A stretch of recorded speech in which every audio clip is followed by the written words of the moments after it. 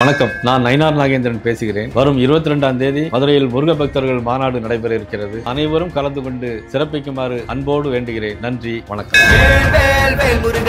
முருக பக்தர்கள் மாநாடு ஜூன் 22 மதுரையில். இடம் அம்மா திடல், பாண்டிக்கோவில் அருகில். முருகன் அருள் பெற அழைக்கின்றார்கள். பாஜக சிந்தனையாளர் பிரிவு, தமிழ்நாடு. மும்பைல அந்த போதை மருந்து நெட்வொர்க்கு இவ்வளவு வீரியமா இருக்காங்க, யார் நினைச்சாலும் தடுக்க முடியலையா? இல்லை, மும்பை தொடர்ந்து இப்போ இந்தியா முழுக்கவே இருக்கு. அது பாகிஸ்தான் பார்டர் வழியாக இந்தியாவுக்குள்ளே இந்தியாவிலிருந்து வெவ்வேறு நாடுகளுக்கு சுற்றுப்பயணம், அதேமாரி மற்ற வெளிநாடுகள்லேருந்து இறக்குமதி பண்ணி இந்தியாவில் விற்பனையாகும் அந்த போதை பொருள். டெல்லியிலேருந்து நீங்கள் உத்தரப்பிரதேஷ் போனோமோ இல்லை பஞ்சாப் போகிற வழியெல்லாம் பார்த்தீங்கன்னா எப்படி இங்கே புல் செடிகள் மரம்லாம் இருக்குது, அதேமாதிரி கஞ்சா செடியே இருக்குமா.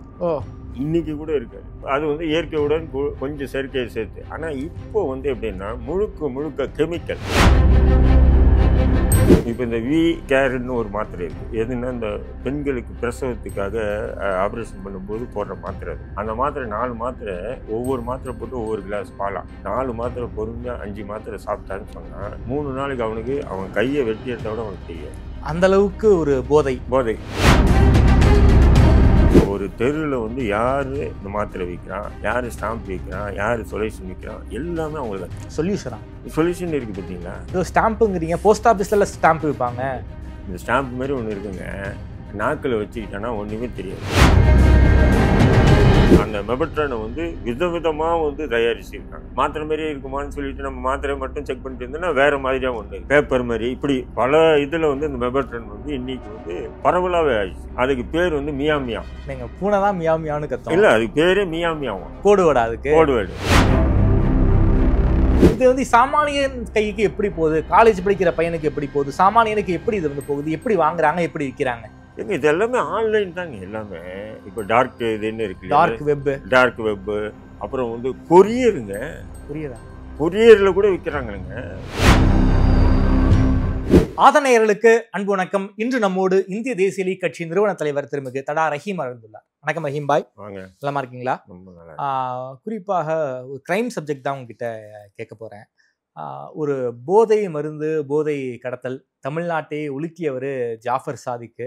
இந்த தேங்காய் பூவை வெளிநாட்டுக்கு எக்ஸ்போர்ட் பண்றேங்கிற பேர்ல மெத்தஃபெட்டமைன்கிற ஒரு போதைப் பொருளை ஆஸ்திரேலியா போன்ற வெளிநாடுகளுக்கு அனுப்பிச்சிருக்காரு. குறிப்பாக வெளிநாட்டு ஏஜென்சி தான் இதை கண்டுபிடிச்சி இந்திய அரசாங்கத்துக்கு சொல்றாங்க. அதுக்கப்புறமா தான் டெல்லி போலீஸ், அதுக்கப்புறம் சிபிஐ ஒரு மிகப்பெரிய ஒரு அரெஸ்டெல்லாம் பண்ணாங்க. குறிப்பாக இந்தியாவை பொறுத்த வரைக்கும் இந்த போதை மருந்தினுடைய இந்த ஹெட் குவார்ட்டர்ஸ் மும்பையா தான் இருந்திருக்கு. தாவூத் காலத்தில் ஆரம்பிச்சு இப்போது வரைக்கும் யாரோ குழு வச்சுக்கிட்டு இருக்காங்க. குறிப்பாக பாலிவுட்டை சேர்ந்த நடிகர்கள் பார்ட்டியெல்லாம் வைக்கும்போது ஒரு மிகப்பெரிய அளவில் இந்த போதை மருந்தெல்லாம் பரிமாறப்படுது. ஏகப்பட்ட கேஸு.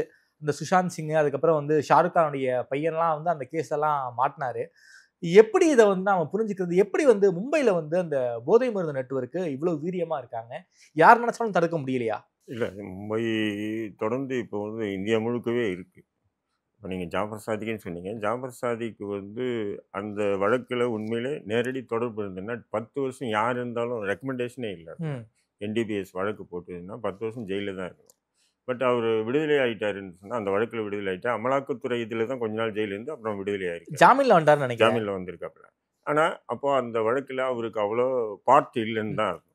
வேற யாரும் செஞ்சிருக்காங்க. செய்த நபர்களுக்கு இவருக்கு ஏதோ ஒரு வகையில் தொடர்பு இருக்கு. பட் இவர்கிட்ட எதுவும் பிடிபட்டு இருந்தாலோ, அந்த போதைப் பொருள் ஏதோ பிடிபட்டு இருந்தாலோ, அல்லது இவருக்கு நேரடியான தொடர்பு இருந்தாலோ 10 வருஷம் பெயிலே இல்லை. பெயிலே இல்லாம தான் ஜெயிலில் வச்சிருப்பாங்க. அப்படி இருக்கும்போது அவர் பெயில் கொடுத்துட்டாங்கன்னும் போது அப்போ அதுல ஏதோ ஒரு சின்ன, ஆனா மீடியால ஒரு மாதிரியா பிரச்சாரம் நம்ம கூட பேசியிருக்கோம். ஜாஃபர் சாதிக்கை பத்தி நம்ம பேசியிருக்கோம் நிறைய.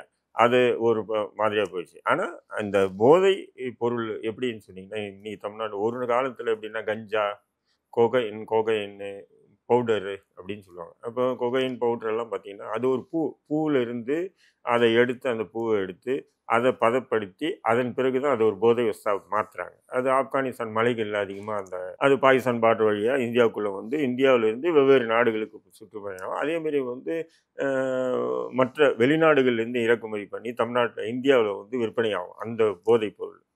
அடுத்தது பார்த்தீங்கன்னா கஞ்சா.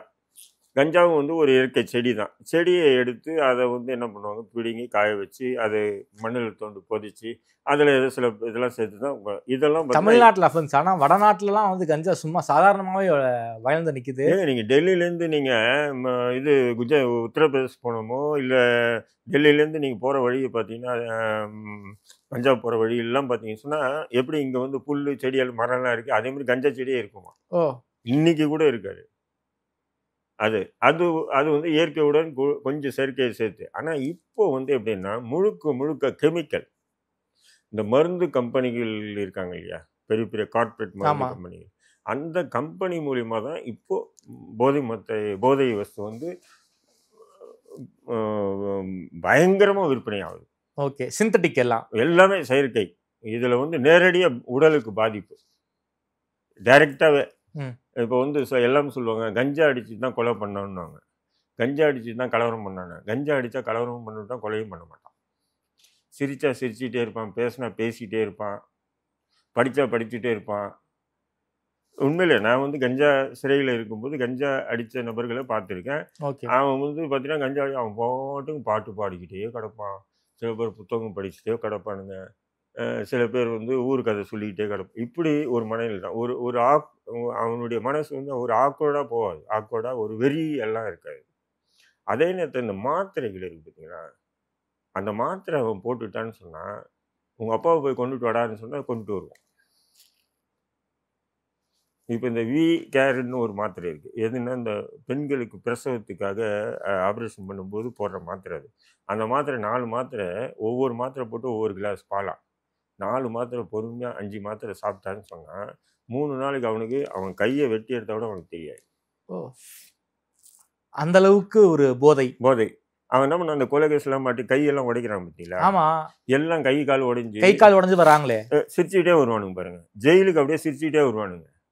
ஆனால் அது ஒரு வாரம் கழிச்சு அவனுங்க கத்துவானுங்க பாருங்க, ஜெயிலே ஆகுதுரும். அப்போதான் அவனுக்கு அந்த வலியே தெரியும். ஸோ வலியை மறக்கடிச்சிரும். ஆமாம், போலீஸ் என்ன பண்ணுதுன்னா கஞ்சான்னு சொல்லிட்டு வழக்கு முடிக்கிறாங்க. இந்த மாத்திரைன்னு சொன்னால் இது ஒரு பெரிய லிங்க். அது ஒரு மாஃபியா பெரிய லிங்க்.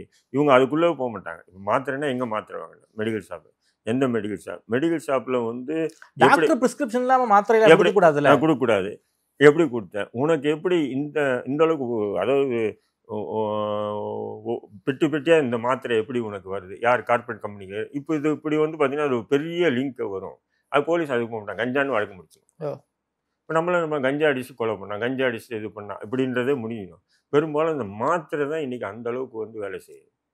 இன்னைக்கு எப்படின்னு சொன்னால் ஒரு காலத்தில் நம்ம வீட்டில் இப்போ நம்ம சென்னை மாதிரியான நகரங்களில் ஒரு தனியார் கல்லூரிகள் இருக்கக்கூடிய ஏரியாவில் இது ரொம்ப ஈஸியாக கிடைக்குது. அடிக்கடி வந்து தமிழ்நாடு போலீஸ் வந்து அங்கே வந்து ரெய்டுக்கெலாம் போகிறாங்க, பல பேர் அரெஸ்ட் பண்ணியிருக்காங்க. இருந்தாலும் ஏன் இதை வந்து கட்டுப்படுத்த முடியல? இது கட்டுப்படுத்துறதுக்கு காவல்துறை நினைச்சா கட்டுப்படுத்திடலாங்க. காவல்துறைக்கு தெரியாமல் விற்பனையும் ஆகலை என்னுடைய இது. ஏன்னு சொன்னால் ஒரு தெருவில் வந்து யார் இந்த மாத்திரை விற்கிறான், யார் ஸ்டாம்ப் விற்கிறான், யார் சொல்யூஷன் விற்கிறான், எல்லாமே அவங்களுக்கு சொல்யூஷன் இருக்குது. பார்த்தீங்களா, ஸ்டாம்புங்கிறீங்க, போஸ்ட் ஆஃபீஸில் ஸ்டாம்ப் விற்பாங்க. இந்த ஸ்டாம்ப் மாதிரி ஒன்று இருக்குங்க, நாக்கில் வச்சுக்கிட்டானா ஒன்றுமே தெரியாது. இங்கேயே உட்காந்துக்கிட்டு உங்ககிட்டயே பேசினானே நீங்களே வந்து போதை அடிச்சுட்டு இருக்கான்னு தெரியாதான்.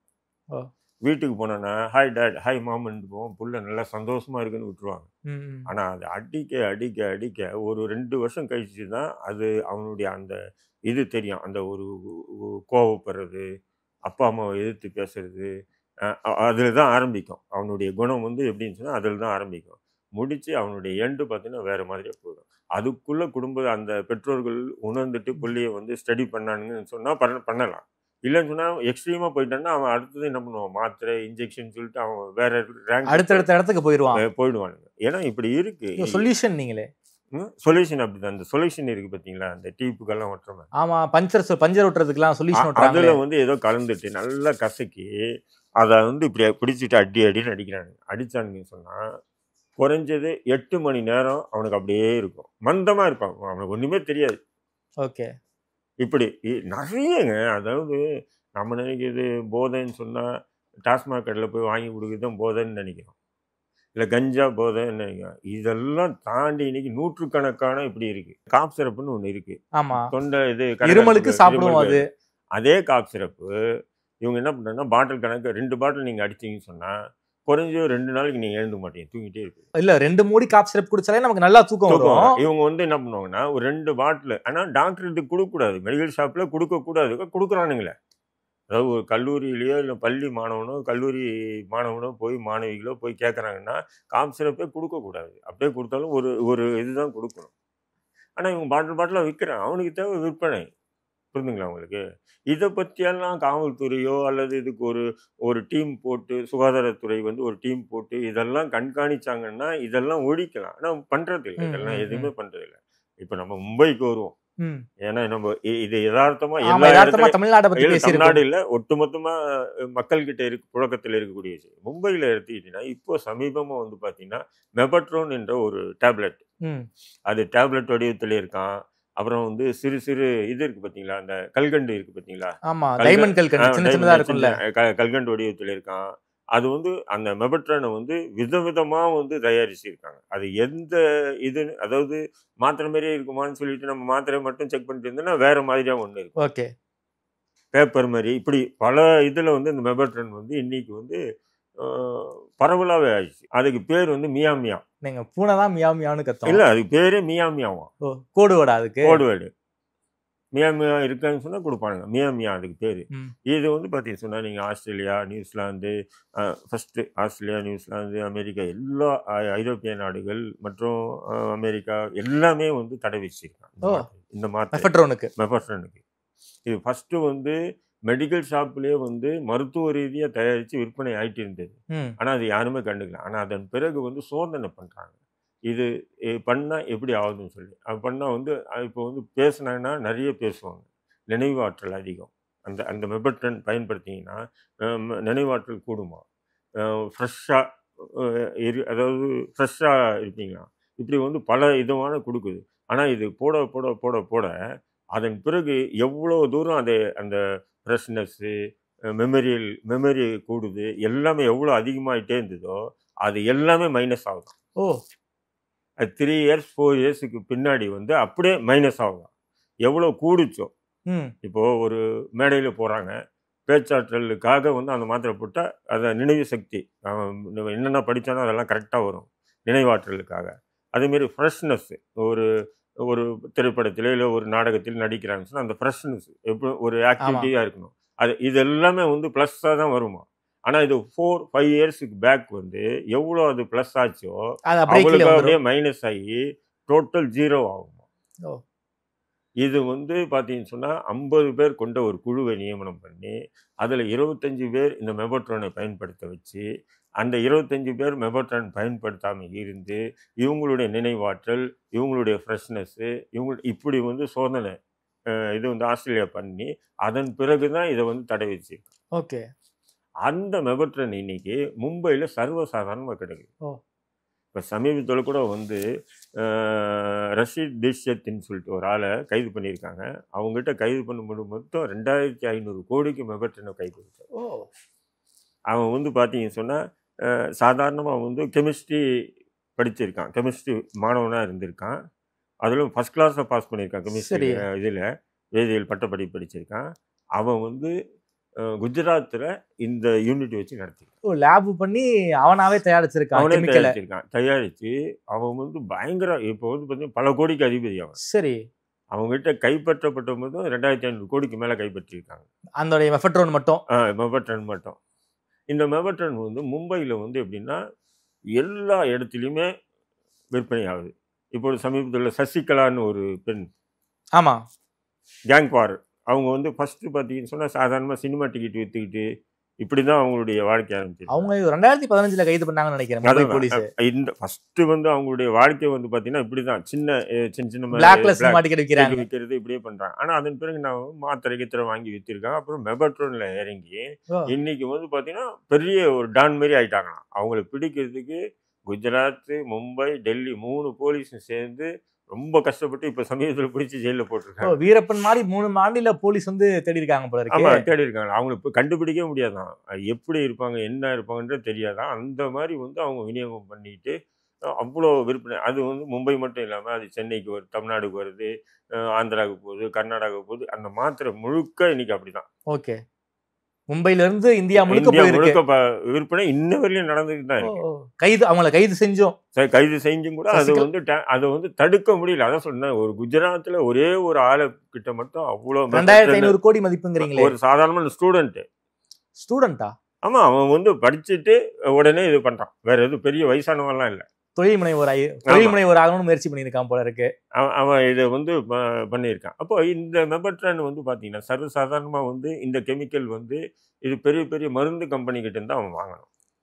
மருந்து தயாரிக்கிற கம்பெனி கிட்ட தான். அப்போ மருந்து தயாரிக்கிற கம்பெனி இவனுக்கு இவ்வளவு வந்து கொடுத்துருக்காங்கன்னு சொன்னா, அப்போ அந்த மருந்து கம்பெனிகள்லாம் பெரிய பெரிய கம்பெனிகள் தானே, கார்பரேட் கம்பெனி தானே. ஆனா இந்த காவல்துறை என்ன பண்ணா, அவனை கைது பண்ணி அவனை தூக்கி உள்ள போட்டீங்க. ஆனா விற்கிறவன் இன்னும் 100 பேருக்கு வித்துட்டு தானே இருப்பான். என்னங்க சொல்றீங்க? ஆமா, இப்போ கள்ளச்சாராயம் சொல்லி நம்ம கைது பண்றாங்க, கள்ளச்சாராயம் வித்தான்னு சொல்லிட்டு. அந்த கள்ளச்சாராயத்துக்கு தயாரிக்கக்கூடிய தயாரிப்பாளரை பிடிக்காம இருந்தா அவன் தயாரிச்சு இன்னும் எத்தனை பேருக்கு விற்பான்னு தெரியாது இல்லையா? அதே மாதிரிதான் இந்த காவல்துறை எல்லாமே அந்த நபரை கைது பண்ணி உள்ள போட்டாங்கன்னா இது முடிஞ்சுமா முடியாது. அப்போ அந்த கெமிக்கல் 2500 கோடி ரூபாய்க்கு உண்டான அந்த கெமிக்கலை பெரிய கம்பெனிலேருந்து தான் வாங்கியிருப்பான், கார்பரேட் கம்பெனிலேருந்து, பெரிய பெரிய மருந்து கம்பெனிலேருந்து. அப்போ அதை போய் அது எங்கே வாங்கினேன்? இந்த கம்பெனியில் வாங்க. அந்த கம்பெனியுடைய எம்டி உட்பட எல்லாரும் இழுத்து மூடு. அந்த மருந்து கம்பெனி தான், மருந்து கம்பெனி இழுத்து மூடு. எப்படி நம்ம கள்ளக்குறிச்சியில் வந்து இந்த மெத்தனாலை வந்து கம்பெனி கிட்ட இருந்து வாங்கினாங்களோ அதே மாதிரி மூலப்பொருளை இங்க வாங்கியிருக்காங்க. அப்போ காவல்துறை என்ன பண்ணுதுன்னா அந்த சடன் நடவடிக்கை தான் எடுக்குது.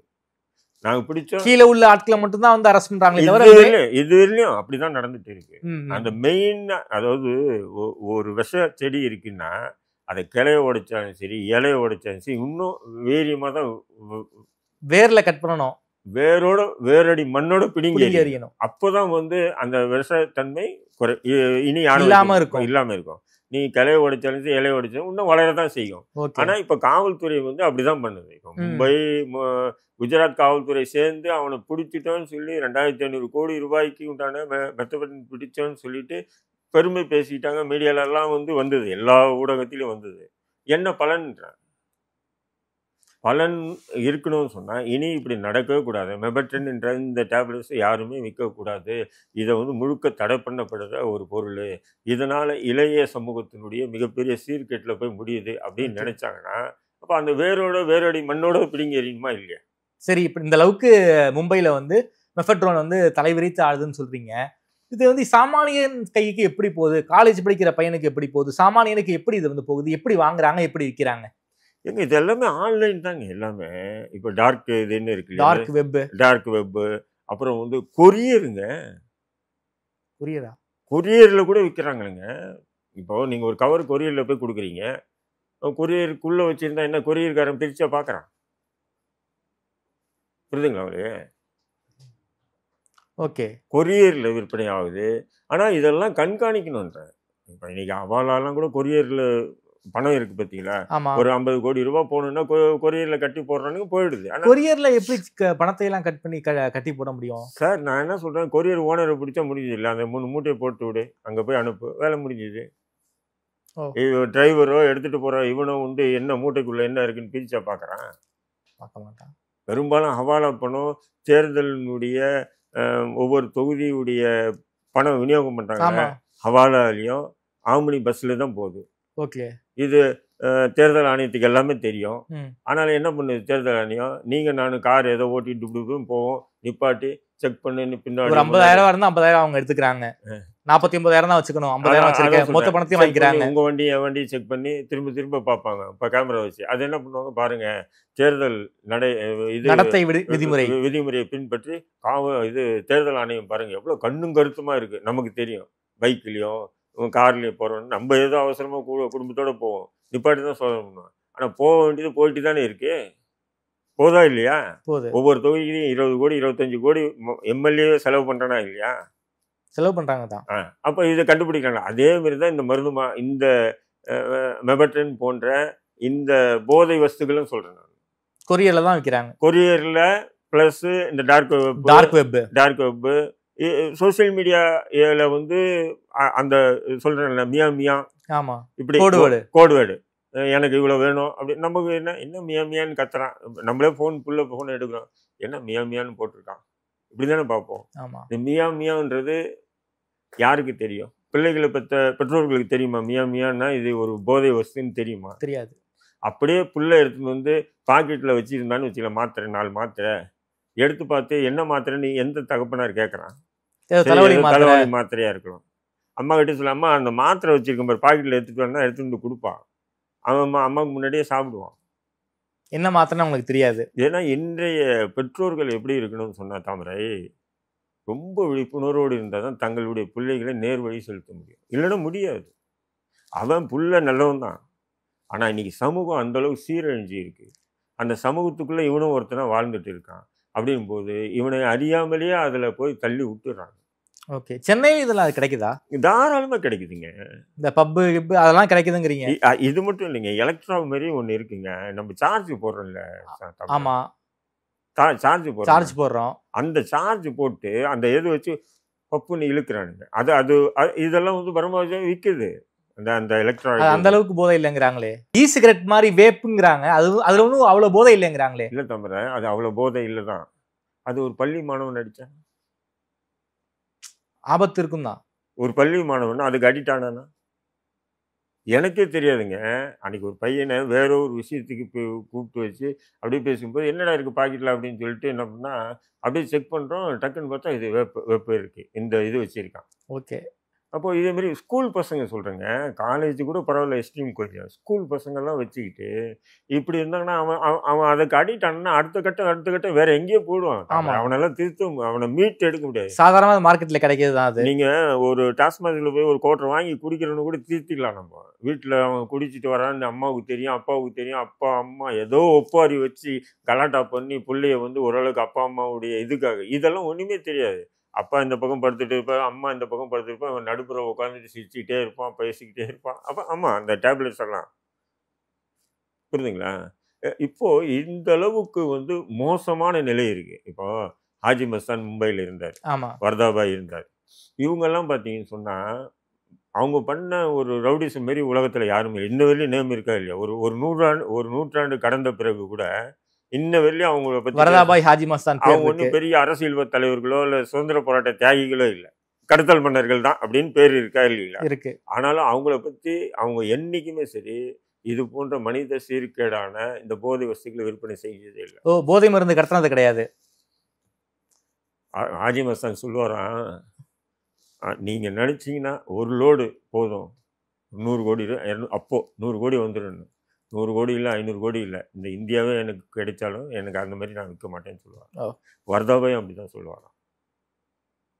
பஞ்சாயத்துகள் பிரச்சனைகள் வர்றது அதை வந்து தீர்ப்பாங்க. அதில் வரக்கூடியது ரியல் எஸ்டேட்டு, இந்த மாதிரி கோல்டு கடத்துறது, இதே மாதிரி தான் இருந்தாங்க. ஆனால் அதன் பிறகு அவங்க ஜெனரேஷனுக்கு பிறகு தாவூத் கோட்ஸே டி குரூப் வந்த பிறகு டி குரூப் வந்து என்ன ஆச்சுன்னா பவுடரெல்லாம் விற்பனை. அவர் ஒரு ஸ்ட்ரீட் ஃபைட்டர் தானே. தாவூத் இப்ராஹிம் வந்து ஒரு பெரிய குடும்பத்தினுடைய பையனோ இல்லை பெரிய இதெல்லாம். அவங்க அப்பா போலீஸ்ல, அதான் போலீஸ் தான். பட் அவர் வந்து ஒரு ஸ்ட்ரீட் ஃபைட்டராக இருந்தாப்ப.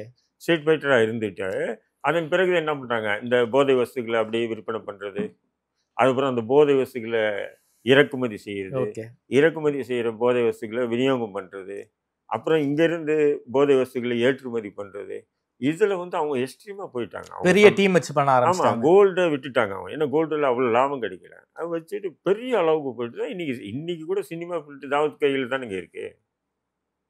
இன்னைக்கு கூட பாலிவுட் வந்து பார்த்தீங்கன்னா அவங்களுடைய கட்டுப்பாடில் தான் இருக்கு. இப்போ என்ன ஆச்சுன்னா சினிமா துறையில் வந்து போதை வஸ்து சர்வசாதாரண. இப்போ தீபிகா படுகோனை பிடிச்சாங்களா இல்லையா? கைங்கலமா 100 கிராம் அவங்ககிட்ட இருந்தது பவுடர் கொகைன். தீபிகா படுகோனை, ஸ்ரத்தா கபூர், நிறைய பேர். இந்த போதையும் அப்படித்தாங்க. இது கொஞ்சம் கொஞ்சமாக மனுஷனை எந்த அளவுக்கு அவனை வந்து டெவலப் பண்ணுதோ அது அப்படியே ஒரு 4-5 இயர்ஸுக்கு அப்புறம் அப்படியே அவனை உள்ளே இழுக்குமா. உள்ளே இழுக்கும்போது அவன் அதில் ஸ்டடி ஆனானா பரவாயில்ல, ஸ்டடி ஆகலைன்னு சொன்னால் அவன் கடைசி அவன் தற்கொலையில் வேற ஏதாவது ஒன்று குற்றத்தில் ஈடுபட்டு அவன் நாசமாக போயிடுவான். ஷாருக் கான் பையன் அன்னைக்கு ஒரு கேஸ் பிடிச்சி அப்புறம் ரிலீஸ் பண்ணிட்டாங்க. அவன் ஷாருக் கான் பயன்படுத்துறதுக்காக பயன்படுத்து எல்லாங்க. பாலிவுட்டு, கோலிவுட்டு, எல்லா வுட்டும். தமிழ்நாட்டிலையுமா? ஏங்க தமிழ்நாட்டில் சுசித்ரா ஒரு பெண்ணு இன்டர்வியூ கொடுத்ததா இல்லையா? கமலஹாசனுடைய பார்ட்டியிலே கொகைனை வந்து வெள்ளித்தட்டில் வச்சு விநியோகம் பண்ணாங்க, இல்லைன்னு சொல்லி சத்தியம் பண்ணுங்கன்னு சொல்லி பேசிச்சா இல்லையா? அது இது யாருன்னா விசாரணை கமிஷன் வச்சு விசாரணை பண்ணி அப்படி வந்து ஒரு இருக்கான்றது பண்ணுமா இல்லையா? சாதாரணமான வார்த்தை இல்லையா? வெள்ளித்தட்டில் வச்சு கொகைன்னே வந்து விநியோகம் பண்ணாங்க, சொன்னாங்களா இல்லையா? சுசித்ரா சொன்னாங்க தான். அதை பற்றி அவங்கள வந்து விசாரணைக்கு வளையத்துக்குள்ளே கொண்டு வந்து காவல்துறை நினச்சிருந்தா அல்லது போதை ஒழிப்பு துறை நினச்சிருந்தா அதை பண்ணணுமா இல்லையான்ட்டு. ஆனால் போக முடியாது இல்லையா? எல்லாம் ஹை ரேங்க். சும்மா இந்த தெருவில் வந்து குட்கா விற்கிறவனையும் போலீஸ் பிடிக்கிறது பாருங்கள். இந்த குட்கா அது ஹேண்ட்ஸ் கின்ஸ் இந்த மாதிரி விஷயங்களே பிடிச்சி போடுறது, அது பண்ணுறது, கேஸ் போடுறது, இப்படி அவங்க வேலையை முடிச்சிடறாங்க. ஆனால் முக்கியமான போதை வஸ்துகள் இன்றைக்கி கூட தமிழ்நாட்டில் கூட சென்னையில் கூட நீங்கள் பெரிய பெரிய ரெஸ்டாரண்ட்டு, பெரிய பெரிய பப்புகளெல்லாம் வந்து என்ன போதை இல்லாமல் வெறும் வந்து டாஸ்மாக் ஒயினை குடிச்சு ஆடிட்டு இருக்காங்க. சொல்லுங்கள், இது எல்லாம் காவல்துறைக்கும் தெரியும். அண்ணா நகரில் ஒரு பையனுக்கு அவர் இறந்து போயிட்டான்னு நினைக்கிறேன். ஏதோ வந்து போலீஸ் மிகப்பெரிய ரைட்லாம் பண்ணி நியூ இயர் கொண்டாட்டத்தின் போது இப்படி பண்ணாங்கன்னு நினைக்கிறேன். ஸோ இதை போலீஸ் நினைச்சாலும் கட்டுப்படுத்த முடியாதா? போலீஸ் நினைச்சா கட்டுப்படுத்தலாம். ஆனால் போலீஸ் நினைக்கிறதுல போலீஸ் நினைக்கிற அளவு இப்போ அதான் சொன்னேன். இப்போ வந்து போதை ஒழிப்புத்துறை வந்து அவங்க நேர்மையாக இருக்கணும், நம்ம பிடிக்கணும் அப்படின்னு இறங்கிட்டா கூட இப்போது சுசித்ரா சொன்னாங்க, சுசித்ரா விசாரணை வளையத்தில் கொண்டு வந்து விசாரணை பண்ணி அது எந்த பார்ட்டி என்னைக்கு நடந்தது எல்லா இடத்தையும் வீடியோ இருக்குது. அப்படி உண்மையிலே இருந்து தான் சம்மந்தப்பட்ட கமலஹாசனில் எவன் அப்பனாக இருந்தாலும் சரி தூக்கிட்டு வந்து விசாரணை பண்ணி உண்மையாக இருந்துன்னா நடவடிக்கை எடுத்துனா இன்னொரு இடத்துல அதேமாரி விநியோகம் பண்ணுவாங்களா? தடுக்கப்படும். தான் அது பண்ணுறது இல்லை, அதை அப்படியே விட்டுடுறாங்க, அவ்வளோதான், முடிஞ்சிச்சு. அதேமாரி இப்போ கல்லூரியில் கூட வந்து 40 பேரை கைது பண்ணாங்க ஒரு ஹாஸ்டலில். ஆமாம், அதில் அங்கே மட்டும் பார்த்தீங்களா, நான் அதை எழுதி வச்சுருந்தேன், காணும் 11 வகையான போதை வஸ்துகள். 11 வகையான போதை வஸ்துகள் அவங்ககிட்ட கைப்பற்றப்பட்டது. அதில் 4 பெண்கள் கூட. ஆனால் அதில் என்ன பண்ண, பெண்களை தவிர்த்துட்டு மற்றவங்க தான் வழக்கு போட்டாங்க. நீ மாணவர்கள் மீது வழக்கு போட்டீங்க, அது யார் விநியோகம் பண்ணால் பிடிக்க முடியுது அவங்களால? சரி, அதுவும் போயிடல. சரி, இந்த மாணவர்கள் வந்து வெவ்வேறு நாடுகள் வெவ்வேறு மாநிலத்திலிருந்து தன்னுடைய புள்ள உயர்கல்வி படிக்கணும்னு சொல்லிட்டு தான் பல லட்சங்கள் பல கோடிகள் செலவு பண்ணி தமிழ்நாட்டுக்கு சேர்க்குறாங்க. அப்போ அந்த ஹாஸ்டலை அந்த கல்லூரி நிர்வாகம் தான் மெயின்டைன்ஸ் பண்ணுது. அப்படின்போது அந்த ஹாஸ்டலில் அந்த கல்லூரி நிர்வாகத்தையும் கூட்டு விசாரணை வளையத்தை கொண்டு வந்து உன்னையை நம்பி அனுப்பக்கூடிய அவங்க என்ன போதை வஸ்துகள் எப்படி கற்றுக்கணுன்றதை அவனுக்கு இவ்வளோ கோடி ரூபா செலவு பண்ணி அனுப்புகிறாங்க. காவல்துறை பண்ணணுங்க, அரசு பண்ணணுங்க. ஒரு கல்லூரியை இழுத்து மூடி இருந்தா அடுத்த கல்லூரியில் இப்போ ஹாஸ்டலில் இப்படி நடக்குமா? கொஞ்சம் யோசனை பண்ணி பாருங்க. போனாங்க, வந்துட்டாங்க, அவ்வளோதான், முடிஞ்சிச்சு. 40 பேர் மேலே வழக்கு போட்டு மிரட்டி விட்டாங்க. அப்புறம் இன்னொரு கல்லூரி ஹாஸ்டல், தனியார் ஹாஸ்டல்கள், அங்கங்கே இருக்கக்கூடிய ஹாஸ்டல்கள். அது ஹாஸ்டல் இல்லாமல் அந்த காலேஜ் சரௌண்டிங்கில் மாணவர்கள் வீடெல்லாம் எடுத்து தங்கியிருக்காங்க. அங்கேயும் ரைடெல்லாம் நினைக்கிறேன். எல்லாமே பண்ணணுன்ற நான் அத்தனை கல்லூரி ஏன் சொன்னால் பண்ண முடியாது. ஏன்னா எல்லாமே அரசியல்வாதிகளுடைய கட்டுப்பாடு தான் எல்லா கல்லூரிகளுமே இருக்குது. அப்போ அங்கெல்லாம் போகிறதே இல்லை இவங்க, இதோடு முடிச்சுக்கிறாங்க. அப்போ முடிஞ்சுன்னா எங்கே இந்த போதை வஸ்துக்களை இளைய சமூகத்துக்கு மத்தியில் வந்து விநியோகம் பண்ணுறதையும் அவங்க பயன்படுத்தையும் தடுக்கணுன்னா எப்படி முடியும்? ஓகே, இவங்க போகணும், வேரோடு போகணுன்றேன். ஒரு 2 கல்லூரிகளை இழுத்து மூடுங்கன்ற நான், 2 தனியார் பள்ளிகளை இழுத்து மூடுங்கன்ற இந்த போதை இது வச்சுக்க ஆட்டோமேட்டிக் பயப்படுவோம் பாருங்க.